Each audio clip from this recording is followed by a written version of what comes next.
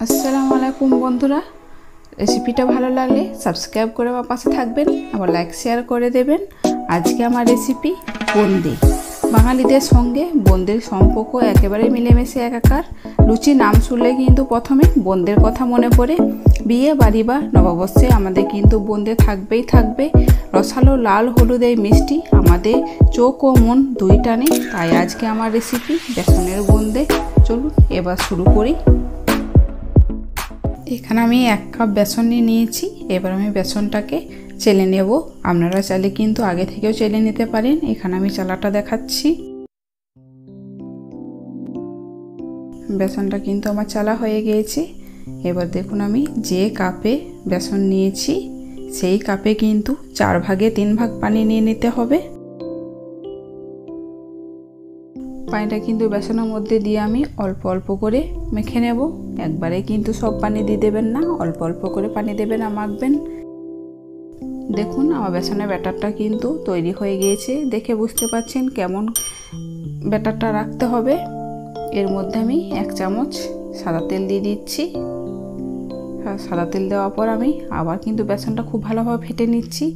বেসন আপনি যত বেশি ফাটবেন বোঁদে কিন্তু ততই ভালো হবে। এবার আমি কিছু বেসন অন্য বাটির মধ্যে রেখে দিচ্ছি। আর এখানে দেখুন লাল কালারের ফুড কালার নিয়েছি, সেটাকে আমি বেসনের মধ্যে দিয়ে মিশিয়ে নেব। বেসনের মধ্যে কিন্তু লাল কালারটা আমি ভালোভাবে মিশিয়ে নিয়েছি। এবার আমি দুটো বেসনকে কিন্তু 10 মিনিট রেস্টে রেখে দেব। যতক্ষণ আমি বেসনটা রেস্টে রেখেছি ততক্ষণ আমি চিনি রসটা করে নেব। এখানে আমি 1 কাপ চিনি নিয়েছি। 1 কাপ চিনিতে 1 কাপই পানি নিচ্ছি। আর দেখুন এখানে এলাচ নিয়েছি দুটো, যা আমি ফাটিয়ে নিয়েছি। এলাচ দুটোকে চিনি রসের মধ্যে দিয়ে দিচ্ছি। এবার আমি চিনিটাকে ভালোভাবে ফুটিয়ে নেব। চিনিটা কিন্তু খুব ভালোভাবে ফুটে এসছে। চিনির রসের মধ্যে আমি এবারে অর্ধেক লেবু দিচ্ছি, যাতে রসটা ঠান্ডা হয়ে গিয়ে চিনি না দাঁড়িয়ে যায়। সেই জন্য রসটা কিন্তু খুব বেশি ঘন করা দরকার নেই, একটু যখন চ্যাটচ্যাট করবে তখন নামিয়ে নেবেন। রসটা কিন্তু আমার হয়ে গিয়েছে। এবার আমি গ্যাসটাকে অফ করে দেব। আর এখানে আমি বোঁদে ভাজার জন্য ননস্টিক কড়াই আমি সাদা তেল নিয়েছি। বোঁদে ভাজার সময় কিন্তু তেলটাকে খুব বেশি গরম করতে হবে। এখানে বোঁদে ভাজার জন্য আমি ঝাই নিয়েছি। আপনারা চাইলে ছোট ঝাইয়েও কিন্তু বোঁদে ভাজতে পারেন। আর এখানে দেখুন বোঁদে এক ফোঁটা বোঁদে ফেলে আমি দেখে নিচ্ছি তেলটা কেমন গরম হয়েছে।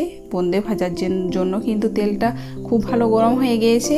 এবার আমি বোঁদেগুলোকে ভাজতে লাগবো।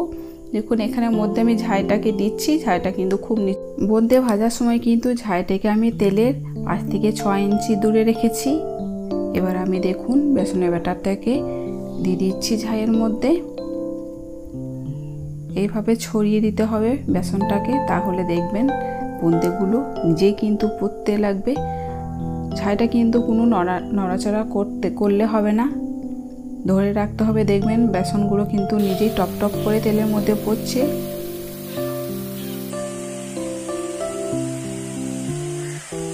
দেখুন তেলের মধ্যে পড়েই কিন্তু কি সুন্দর উঠে যাচ্ছে। বোঁদেগুলো কিন্তু খুব সুন্দর গোল হয়েছিল। আর বোঁদে ভাজার জন্য কিন্তু খুব বেশি সময় লাগবে না, 1 মিনিট সময় যথেষ্ট। বোঁদেগুলো কিন্তু ভাজা হয়ে গিয়েছে দেখুন।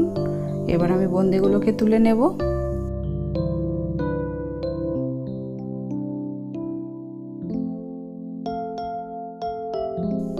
বোঁদেগুলোকে তুলে আমি একটা গামলার মধ্যে রেখে দিচ্ছি। আর যবার কিন্তু বোঁদে ভাজবেন তবার কিন্তু ঝাইটাকে ক্লিন করে নেবেন। এবার আমি লাল বোঁদেগুলো আপনাদেরকে ভেজে দেখাচ্ছি। দেখুন একইভাবে কিন্তু বেসনটাকে ঝাইয়ের মধ্যে ছড়িয়ে দিচ্ছি।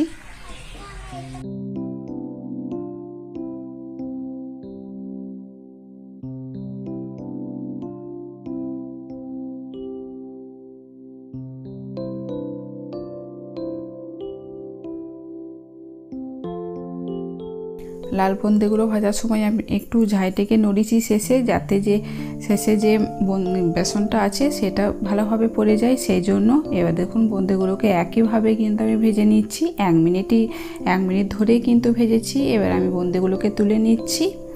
এই একইভাবে কিন্তু সব বোঁদেগুলো আমি ভেজে নেব। দেখুন সব বোঁদেগুলো কিন্তু আমার ভাজা হয়ে গিয়েছে। এবার আমি ভালোভাবে মিক্স করে নিচ্ছি লাল হলুদ বোঁদেগুলো। এখানে দেখুন চিনি রসটা একটু ঠান্ডা হয়ে গিয়েছিল, তাই আমি গরম করে নিয়েছি। এখানে দেখুন 1 চামচ ঘি দিয়ে দিচ্ছি রসের মধ্যে, যাতে বোঁদেগুলো খেতে একটু ঘি ঘি ভাব লাগে, টেস্ট লাগে সেই জন্য। এবার আমি বোঁদেগুলোকে রসের মধ্যে দিয়ে দেব। দেখুন সব বোঁদেগুলো দেওয়া হয়ে গিয়েছে। এবার আমি একটু নেড়ে চেড়ে নেব। আপনারা চাইলে কিন্তু 5 মিনিট বোঁদে দেওয়ার পর 5 মিনিট গ্যাসে চাপিয়ে কিন্তু ফুটিয়ে নিতে পারেন, তাতেও দেখবেন খুব সুন্দর তাড়াতাড়ি রস ঢুকে যায়। এখানে কিন্তু আমি 2 ঘন্টা ঢেকে রেখে দেব, আর মাঝে মধ্যে কিন্তু ঢাকনা খুলে আমি বোঁদেগুলোকে নেড়ে নেব যাতে সমানভাবে রস ঢোকে। দেখুন বোঁদের মধ্যে কিন্তু আমি 2 ঘন্টা পর আপনাদেরকে দেখাচ্ছি খুলে, বোঁদেগুলোর মধ্যে কিন্তু খুব সুন্দর রস ঢুকে গিয়েছে। দেখুন যে পরিমাণ রস ছিল সে পরিমাণ আর রস নেই, সব রসগুলো কিন্তু বোঁদে টেনে নিয়েছে।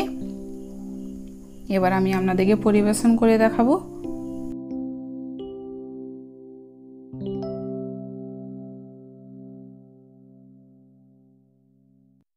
প্রত্যেকটা বোঁদে কিন্তু খুবই সুন্দর হয়েছিল আমার, একেবারে কিন্তু গোল গোল হয়েছিল বোঁদেগুলো। আমি আপনাদেরকে 2-1টা কিন্তু ভেঙেও দেখাবো কতখানি রস ঢুকেছে।